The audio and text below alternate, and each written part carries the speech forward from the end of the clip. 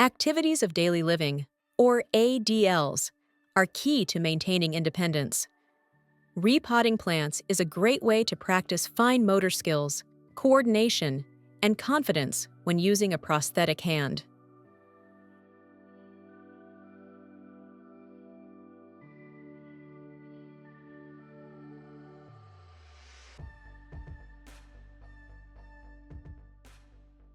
During therapy, attention should be paid to posture and any compensatory movements.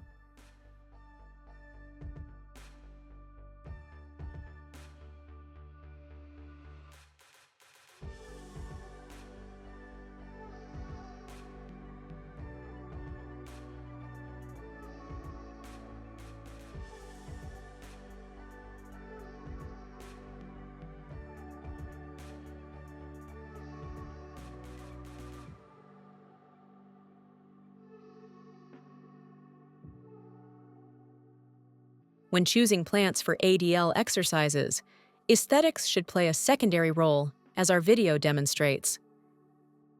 However, as in real life, collateral damage may be unavoidable.